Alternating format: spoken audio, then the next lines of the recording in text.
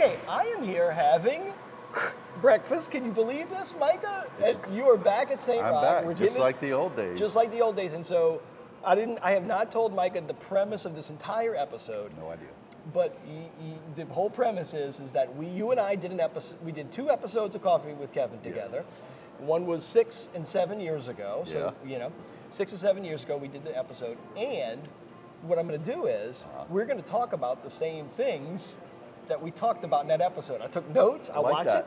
And so we'll do that. So all right. So you'll see us. It's going to be fun. Yeah, you'll see us talking about things that are happening today here at St. Roch. Okay. Which is a lot, needless to say.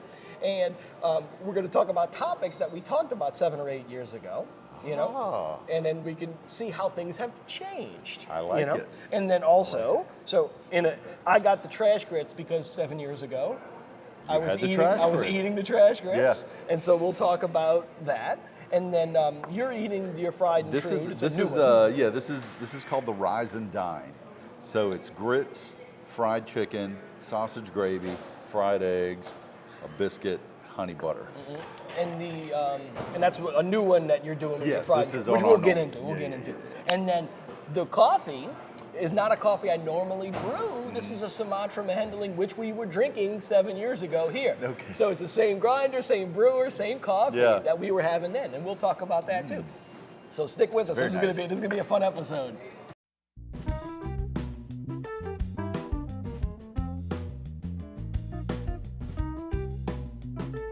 Okay, so the whole premise of the show here that we're doing now, it's 2023. Yes. You and I, we did a show, 2 episodes, 7 years ago, you and I. 7 years. 7 years.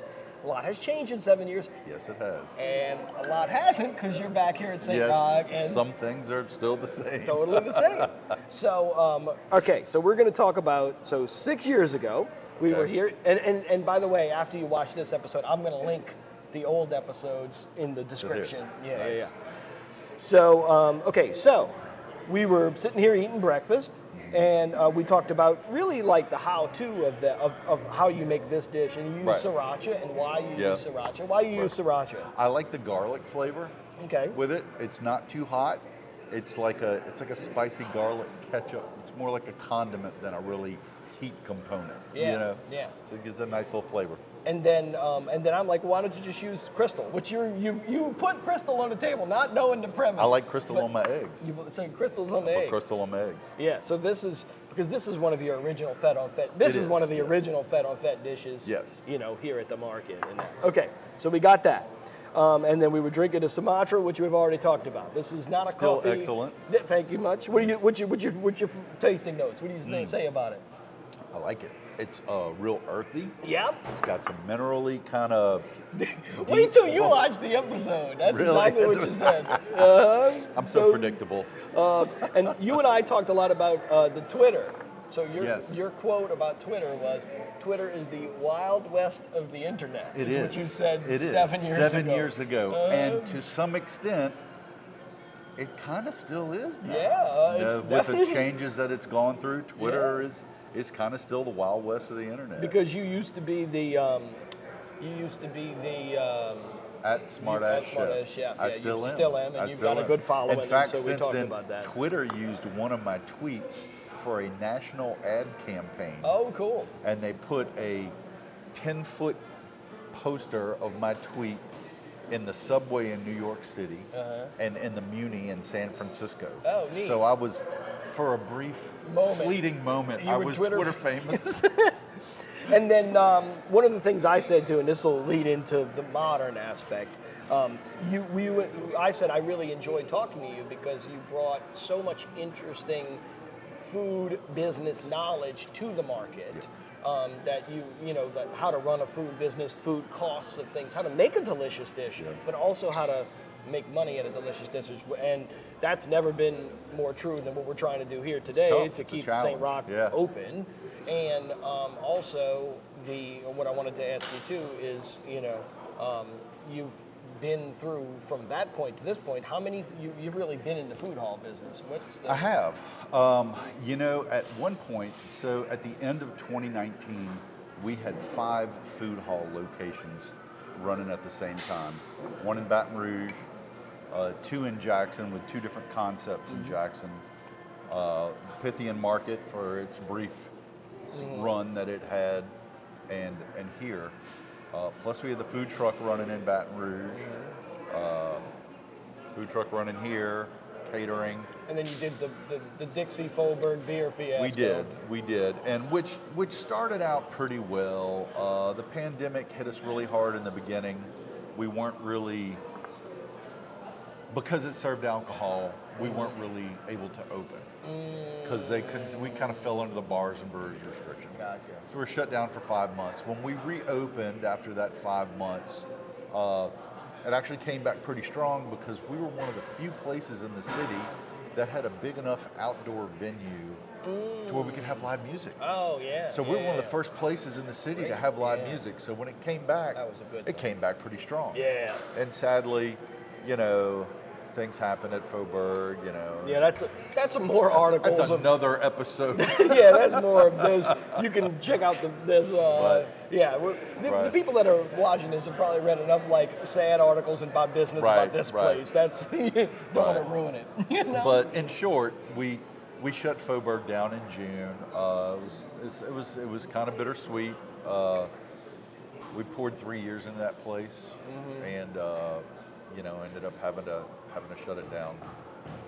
It's a challenging location, it really is, but it's a beautiful place. But anyway. But today, you've brought such a food hall, food court, whatever, market knowledge for a lot of the other vendors that you and Tongue as well. Yeah, a lot of trial and error, and I have learned a lot. You know what doesn't. Absolutely. And so that being said, you've got this new fried and true concept. Yes. So the fried and true. Right. And look, I love fried chicken.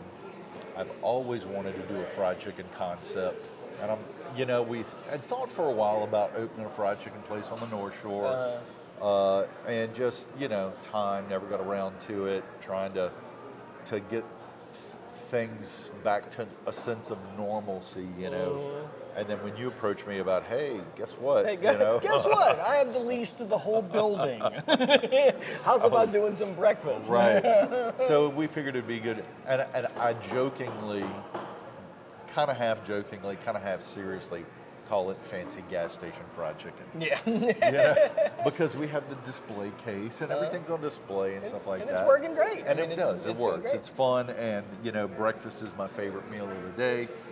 So you went through all those trials and tribulations of food halls and everything, and then you've decided to come back and give it another chips all in try, and which I can't thank you enough for, and the city can't thank you enough for. It's hard not to love this place. If you spend any time in here, it's difficult not to love this place. There's something about this building, there's something about the people in it that feels good, that I truly enjoy the camaraderie working with the vendors, and it's like you're in competition, but you're also working together. Yeah. I think competition is a good thing. It drives us all to be better. Yeah. It's like, man, he killed it today. What's he doing over there? Yeah. It keeps you on your toes, and it makes you better yourself. And your food is better. This is better. That's better. Your sauces and your fried chicken are unbelievable. The sauces are fun. I mean, they are unbelievable. Definitely come check out Fried Drew. And we want to say that we love this place. If you're watching this, you probably love this place too. And we really want to keep it open and keep it going. But we can't, as much as the newspaper seems to like to say, Kevin saying Roch, I can't do it without you. It's a work in progress. I need you to come and enjoy the food. And look, we're not doing a GoFundMe. You get to come here and eat and have a great time. So. Well, I think that we really underestimated people. Every day since we have reopened in October, I have my old regulars coming back going, number one, I haven't been here since you left. Number two, I thought the place was closed. Yeah. And so getting the word out is really important. It's a tremendous community center. It's the second oldest public market in the city. There's a tremendous amount of historic value that goes back to 1870 something. Yeah, right. So it's worth saving. Yeah, you it's know? worth saving. And it's a great place to hang out. It's a great place to hang out. I mean, hang out here and talk to people all day. I mean, it's like, you know. We both hang out here a lot. We do. And we've been hanging out a lot here now for 7 years. So check out the old episode, which is really fun to see. And then, of course, this is the new episode. But definitely, if you love St. Roch and you want St. Roch to continue on, and you would like us to do another episode 7 years from now, Right.